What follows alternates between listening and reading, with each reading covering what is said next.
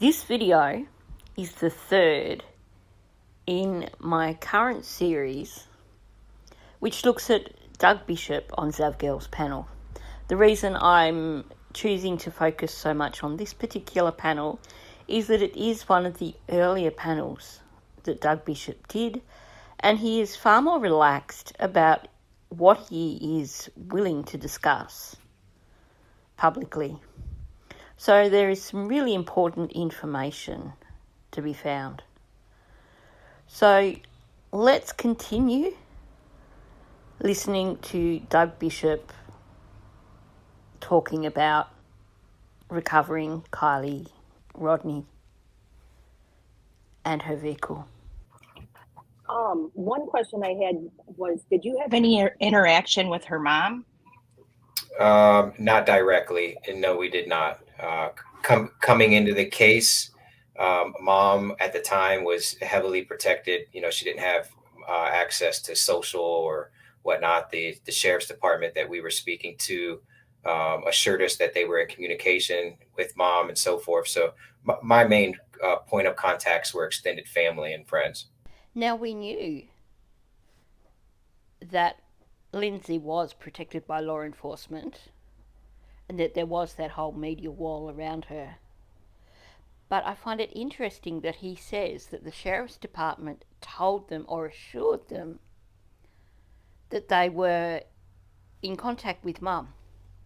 So what I take from that is that in actual fact, Lindsay knew what was going on in terms of Adventures with Purpose going in to try and find Kylie.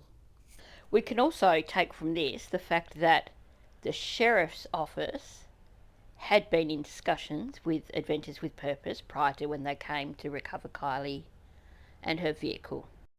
And while I am super cautious about discussing things in relation to Lindsay, and I am going to request that people are respectful in their comments below, I can't help but put together the fact that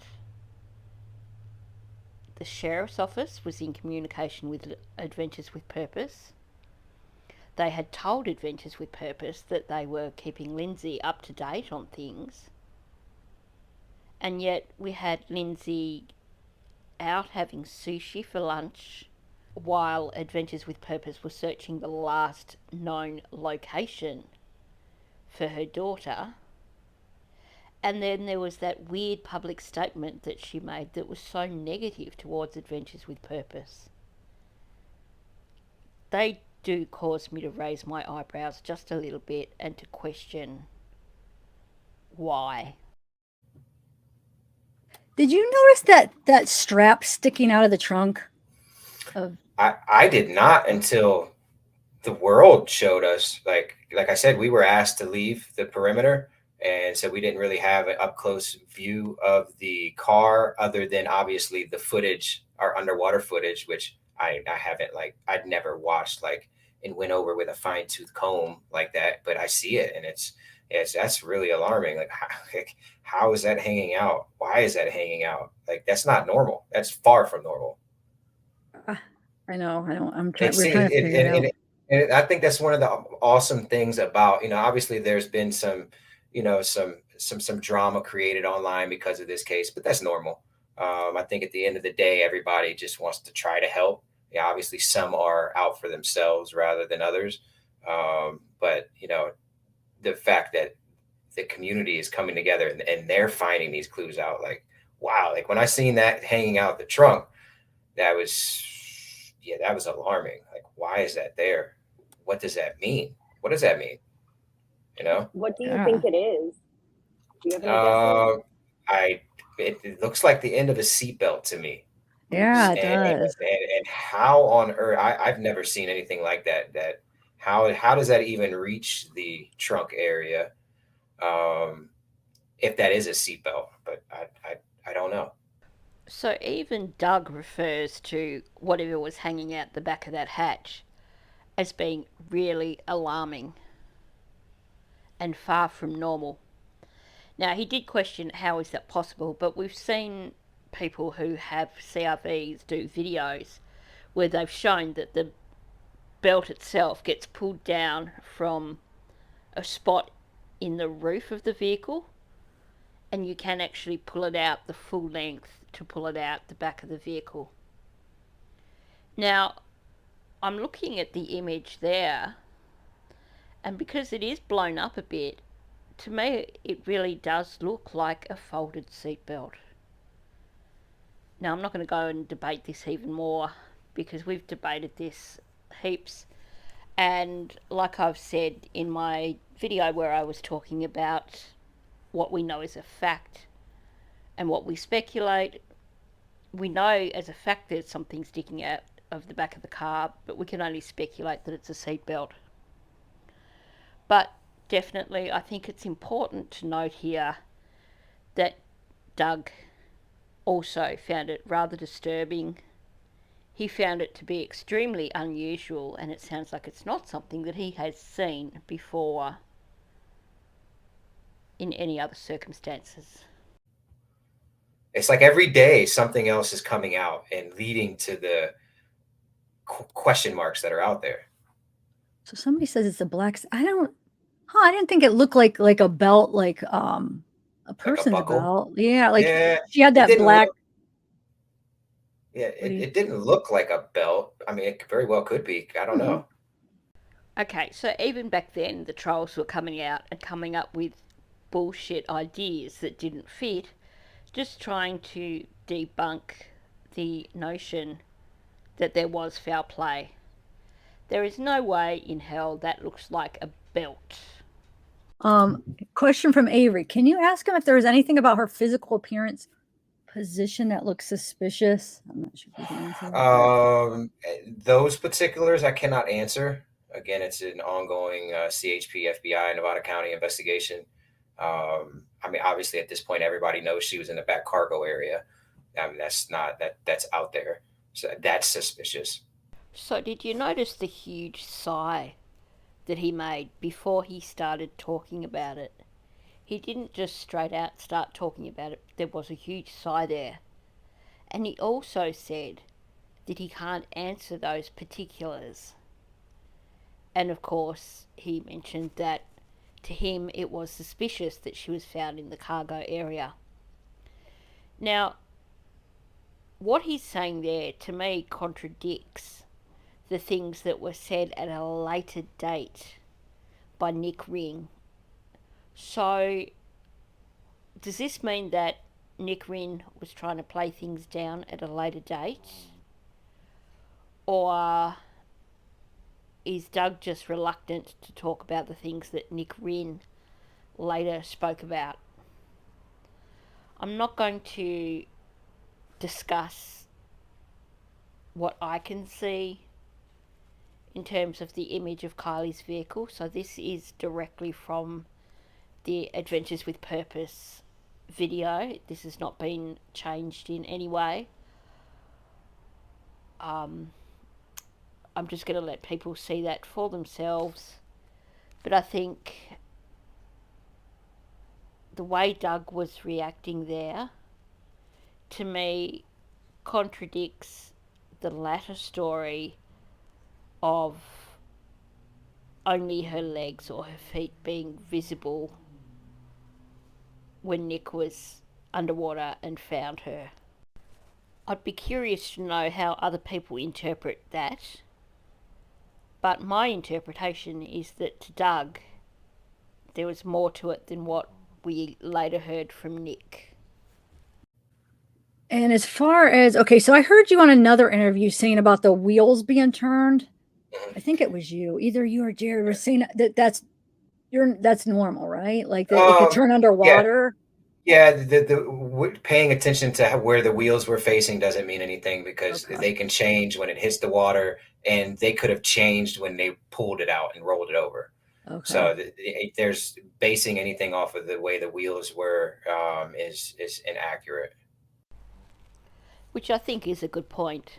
It's totally irrelevant to look at which way the wheels were facing when the vehicle came out of the water, or even when the car was submerged and in the video that Adventures with Purpose took, that's irrelevant too, because in the process of going into the reservoir and heading under the water, that also could have had an impact on the direction that the wheels were facing.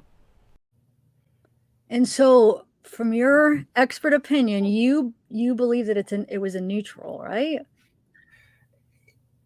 That was my initial opinion. There's Okay. some experts that say that as long as the vehicle's not in park, it'll roll freely in any gear, reverse, neutral, drive. And I mean, in my memory, from towing those all-wheel drive CRVs, especially pulling them backwards, they don't necessarily roll freely. It will roll freely moving forward, but I mean, I can be wrong. According to the experts, they can, I guess, roll freely in reverse, neutral, or drive. So once again, we have the debate of whether the car was in gear or in neutral. Doug here saying that in his professional experience, that he would have said that it had to have been in neutral for it to have rolled so freely, but that he's heard other people go on the internet now and speak in relation to Kylie's vehicle and said that so long as it wasn't in neutral, that it should roll freely. This is one of those arguments that is confusing, and even when I've spoken about it in other videos, people have come forward with different opinions on it. So I'm just going to let people form their own opinions on this, because it seems to be one of those things that's hard to prove either way. That said, I do want to acknowledge that Doug Bishop has had a lot of experience when it comes to towing vehicles.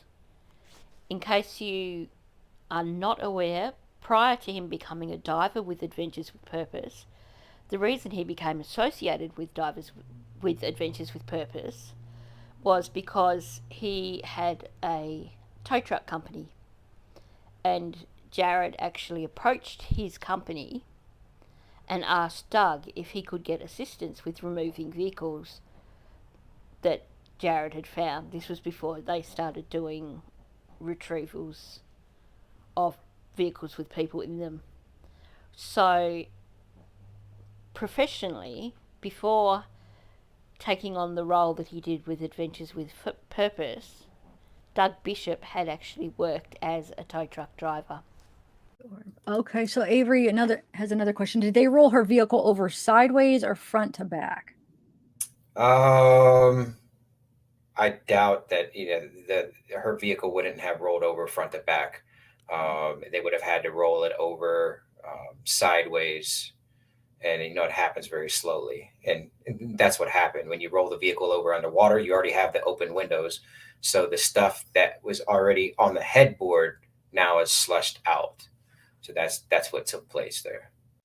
I'm not sure if there's much that I can add to that particular comment there, other than that I agree totally that it would have been impossible for it to be flipped end on end to put it the right side up.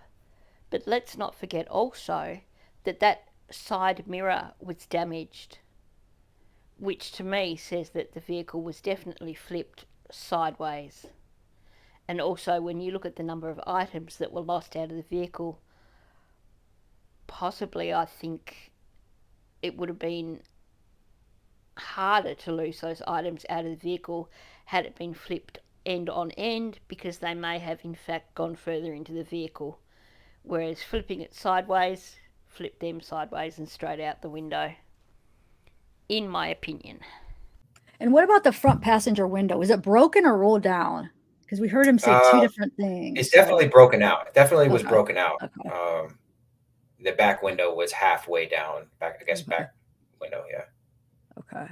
So the passenger, the one, because I know when they rolled it back over it, the front driver side must have broke, but the one that was already broke when it was before they flipped it, he came up and he said that it was down, but when he was under there, he said it was broken. So you're saying the passenger front was broken? I'm pretty sure if you look at Okay. at our episode in the video, you can figure that out. Okay. I'm pretty sure. Okay, since I'm editing this on a phone screen, I honestly can't see if there's any signs of jagged glass around the frame of the window. But perhaps if someone is looking at it on a bigger screen, they might be able to see that. I know people did do videos where they highlighted areas where they believed that you could see broken glass. But here's a thing that I think is important too. You had Nick Rinn, when he was underwater, saying that the window was broken out. And he sounded pretty certain about that fact. And then here on this panel, Doug was also pretty certain about the fact that the window was broken out.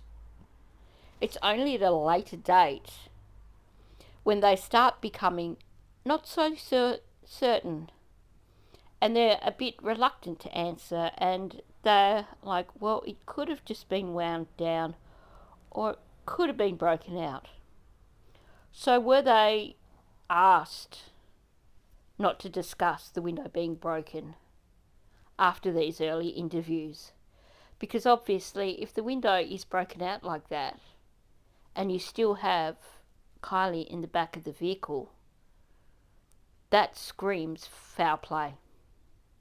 Although at the same time, if the window is wound down and you have Kylie in the back of the vehicle, that still screams foul play as far as I'm concerned. But a broken window is even harder to explain. So what can other people see? Can you see any indication that the window was broken out? Do you believe it was broken out, or do you believe it was wound down? Okay. You just got to slow it down and look at the edges and so forth.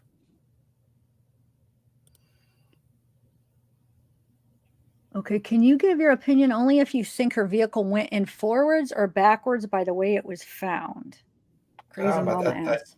I think it went in forwards. And you think you guys, Jared explained how he thinks it just went like this and then kind of rolled over like that, right?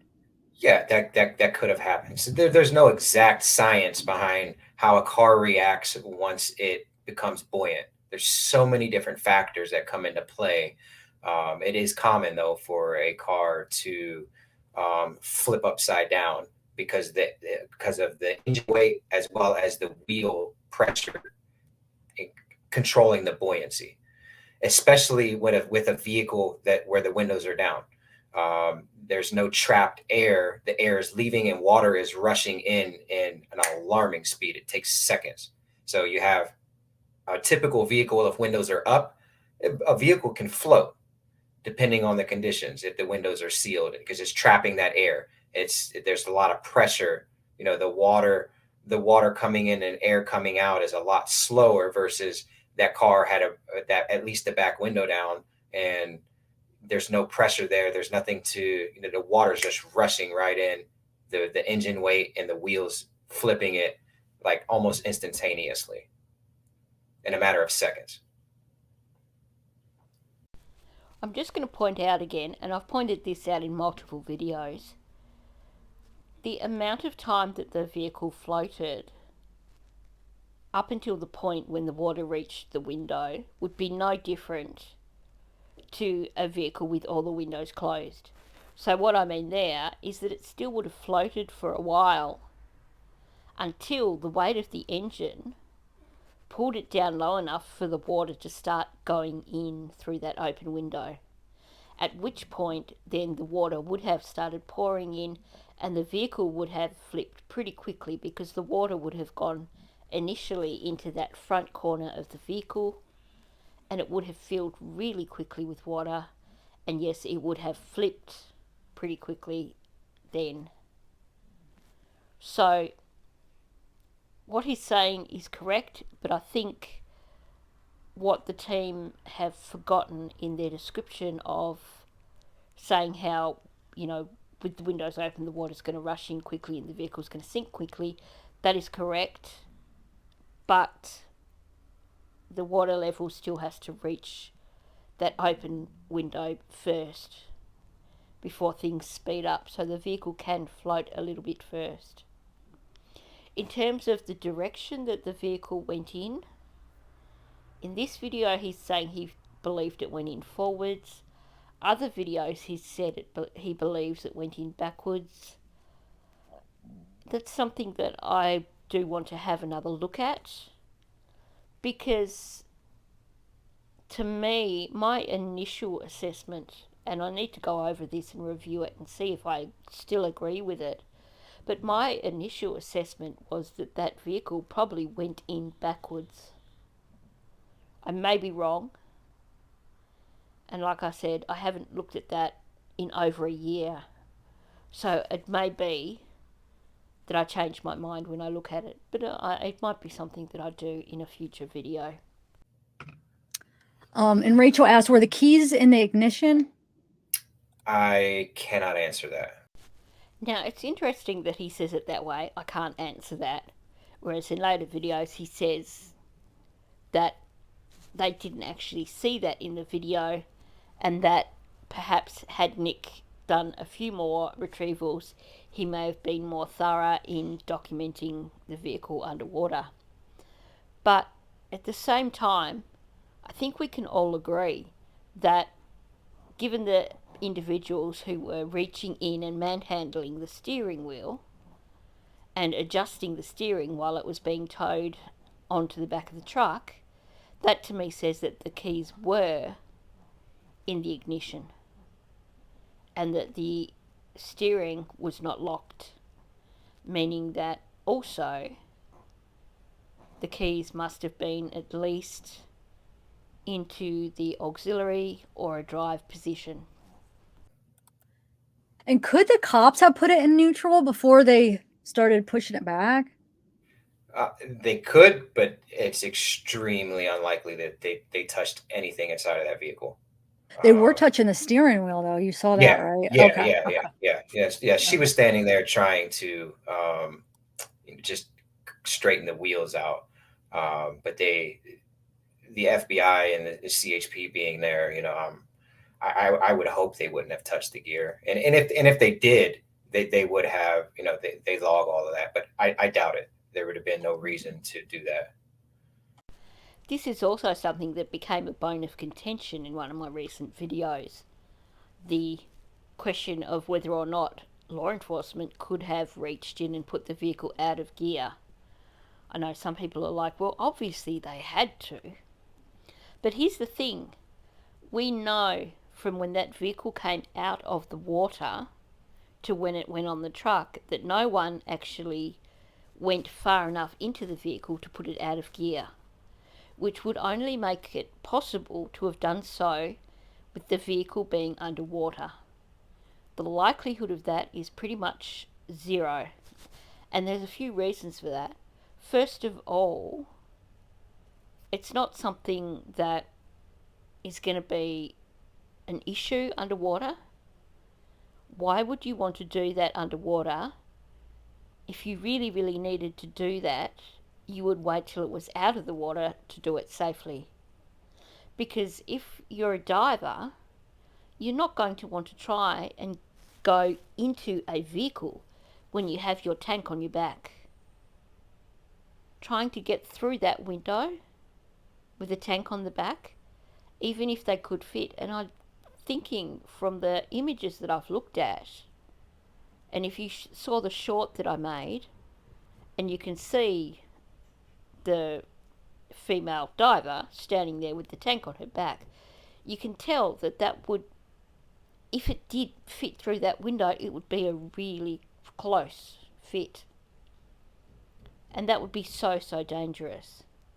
And I know someone made a comment in the short that I did that, well, when they go looking for crayfish, they'll pull their tank off to get into a confined area to get crayfish. Well, that's actually really, really dangerous.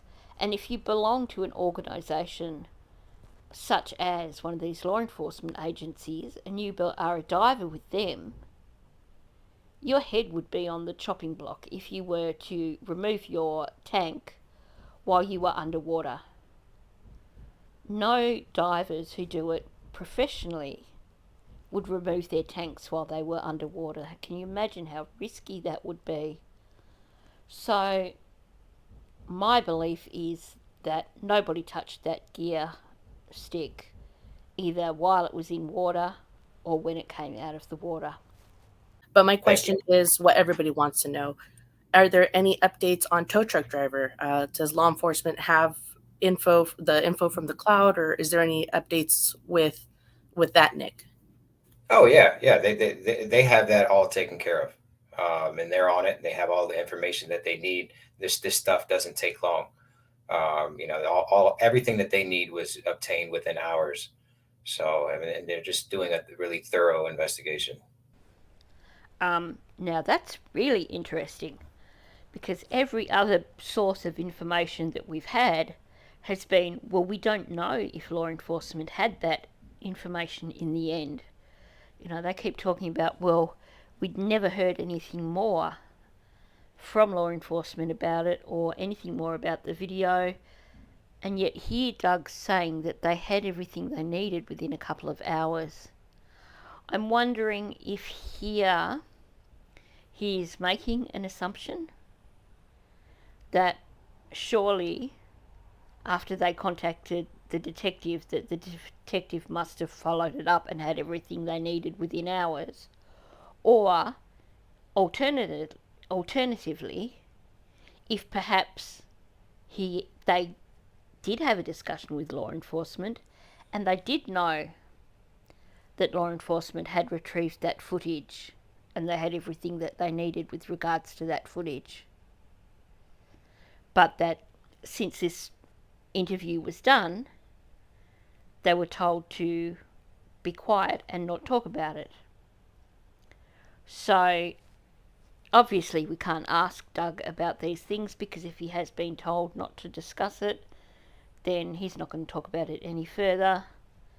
And honestly, in my opinion, asking team members now about anything, we're only ever going to get the politically correct answers, which don't tell us necessarily what is actual fact. But definitely, I find it very, very interesting that here he is confirming that law enforcement did manage to access the videos from the roadside assist vehicle and that they had everything they needed within hours. Curious. Also, are we going to expect more videos from you guys during this time when there's still active investigation? On this case, no. If there are certain developments in this case, yes, we definitely do have another episode that will come out. But that's we can't do that, or it's going to heavily compromise their investigation. So, we're at the end of the day, we work with law enforcement all across the nation, so we're going to help them as much as possible, as well as continue with our purpose. So we've heard the full interview from Nick, apparently, but we also know that they had an interview with the girlfriend and an interview with the dad and the grandfather. So him saying that for them to release additional footage would heavily compromise the investigation makes me think that they must have some pretty interesting footage aside from what we've already seen. And I think when you look at the full Nick interview, I wouldn't say that there's anything in there that would heavily compromise the investigation. So is it some additional information that was given by the father or the grandfather that they have on video that they can't share? It's a shame that they can't share these things. And I hope that the fact that they are staying silent is because the investigation is still ongoing and they have faith that there will be an outcome from the investigation and that it won't be swept under the carpet. Because Otherwise, if they believe that this is being swept under the carpet and they are still sitting on damning footage, then shame on them. Then I just have one last question. This was for our friend Teresa. She was asking, in which, why did they feel that it was suspicious when they found her? Can you explain on that? Was it something having to do with her? Why you guys found it suspicious more than normal? It's not just one thing, it's everything, every step of the way, everything. I mean, starting with before we even got there. I mean, just everything about it. If it looks like it, talks like it, walks like it, smells like it, tastes like it. I mean, things just it eventually overwhelmingly add up. And then when we're in there in that moment, and there's just an energy, vibe that just can't be explained. It's like I said, it's just overwhelming to us what we were dealing with. So he used the term overwhelming twice there, and him saying things overwhelmingly add up. I think really from listening to him here, it sounds like there is a heck of a lot that they know, a lot of behind the scenes stuff, a lot of information that was perhaps given to them by law enforcement before they went in on the case, that made them believe so very strongly that it was foul play and that it was suspicious. So this is a good place to stop yet again. There's plenty more for this interview, and I will come back to it and do another video or two. So thanks for listening. Please hit the like button. If you're not subscribed, please do subscribe. Help me to continue to get Kylie's name out there. And leave a comment below.